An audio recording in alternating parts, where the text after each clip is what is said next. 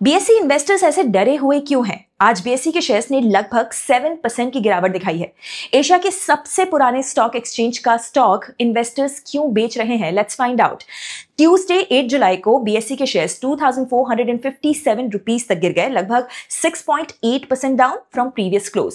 और सिर्फ बीएसई नहीं, पूरा कैपिटल मार्केट्स पैक जैसे कि एंजल वन, सीडीएसएल और 361 वैम भी प्रेशर में दिखाई दे रहे हैं। गिरावट का एक मेजर रीजन है सेबी के नए प्रपोजल्स, जिसमें कि ऑप्शंस ट्रेडिंग पर नए कर्ब्स की बात हो रही है।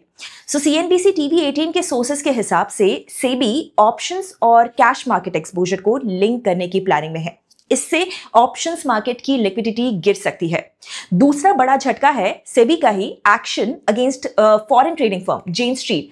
तो सेबी ने उन पर मैनिपुलेटिव स्ट्रैटेजीज का इल्जाम लगाया है, आपको याद होगा, और इंडियन मार्केट्स में फिलहाल के लिए उनकी एंट्री भी बैन कर दी गई है। जेन स्ट्रीट डेरिवेटिव से 2.3 बिलियन रुपीस कमा रहा था इंडिया में, लेकिन ब्रोकरेज फर्म जेफरीज ने इन्वेस्टर्स को एक तरीके से काम करने की कोशिश की है। उन्होंने कहा है कि जेन स्ट्रीट का बीएसई अर्निंग्स पे लिमिटेड इंपैक्ट होगा।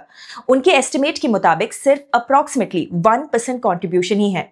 हालांकि एक्सपर्ट्स ने यह भी अलर्ट किया है कि हाई वैल्यूएशन और रेगुलेटरी रिस्क्स दोनों मिलकर बीएसई के स्टॉक पे समय प्रेशर बना रहे हैं। जून में बीएसई का प्रीमियम एडीटीवी भी 12.4% मंथ ऑन मंथ गिर गया।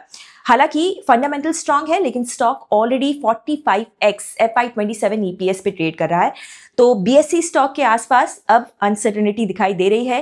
क्या ये correction long term buying opportunity है या फिर और गिरावट बाकी है? बताइए अपना व्यू कमेंट्स में। मैं हूं गौरी और ऐसे डेली अपडेट्स के लिए hit like, share and subscribe. Investment in securities market are subject to market risks. Read all the related documents carefully before investing.